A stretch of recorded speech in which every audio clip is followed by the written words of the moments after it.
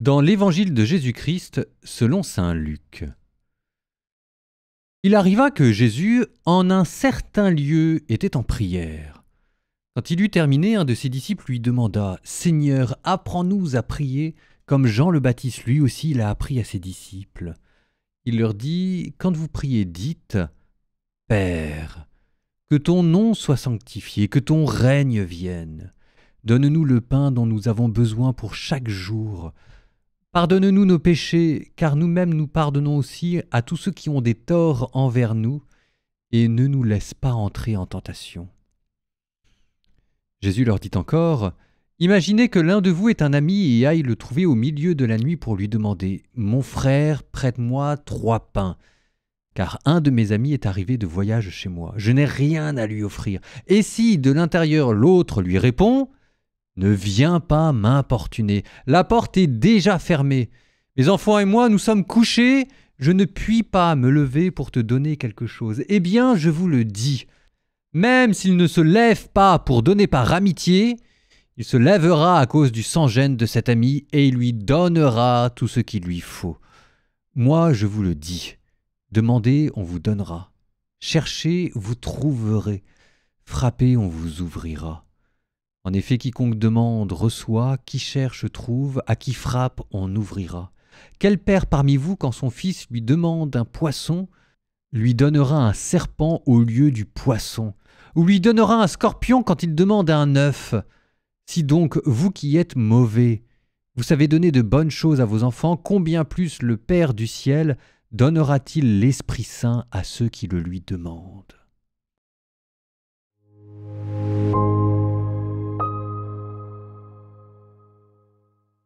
Le passage que vous venez d'entendre est un trésor sur l'art de prier. C'est un manuel de prière. C'est très très beau parce qu'il y a des phrases extrêmement belles et vous trouvez le Notre Père, l'enseignement sur l'ami important, la parabole du Père qui donne de bonnes choses. Et de là, on peut tirer quelques conseils pour sa vie de prière. Conseil numéro 1, prier comme Jésus nous l'a enseigné. Ça commence par « Seigneur, apprends-nous à prier ». Le modèle de la prière, c'est le Christ. Ça commence par un compagnonnage. Pour apprendre à prier, il faut suivre le Christ, il faut voyager avec lui, il faut être son disciple. Allez, j'allais dire, il faut vieillir avec lui. Deuxième conseil, s'adresser à Dieu comme à un père. Et vous savez, on a beau le savoir, on ne peut pas s'empêcher de considérer que Dieu est une sorte de juge lointain, alors qu'en fait, il est notre papa, Abba, papa. Il est celui qui est proche, qui est bienveillant, à qui on peut tout dire et qui peut tout entendre. On n'a jamais fini de redonner un visage humain à Dieu dans la prière. Parce qu'en fait, c'est une platitude, mais ça mérite quand même d'être dit, d'être redit. Dieu vous aime. Et c'est ça ce qui l'intéresse dans la prière, c'est vous. C'est pas ce que vous lui demandez, même si jamais il ne l'oublie pas, mais c'est vous qu'il attend dans la prière. Ensuite, que ton nom soit sanctifié. Autre conseil, toujours commencer par contempler et adorer Dieu. D'abord, on fixe les yeux sur Dieu et on essaye de contempler son mystère. C'est une manière d'illuminer le soleil et de mettre de la lumière et du relief dans sa vie. Vous savez, la prière est une pièce sombre. Il faut commencer par allumer le courant.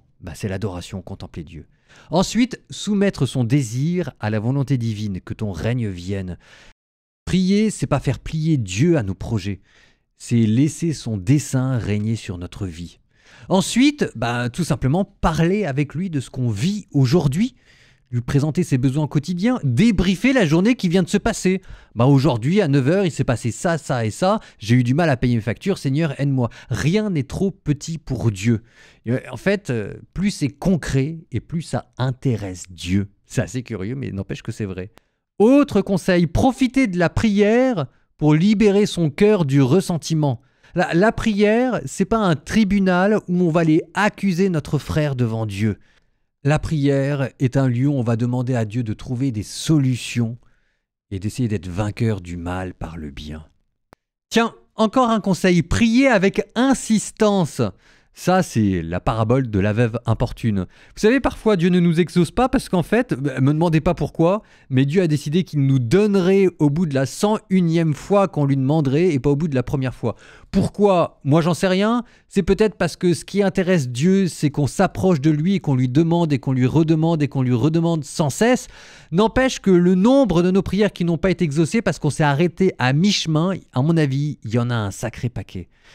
Dieu n'est jamais dérangé. Et notre prière, même si jamais c'est la 1000e fois qu'on le demande à Dieu, Dieu est quand même honoré par notre prière. C'était peut-être le temps que, moi je sais pas, notre cœur change dans la prière. Et là, il y a un temps pour tout.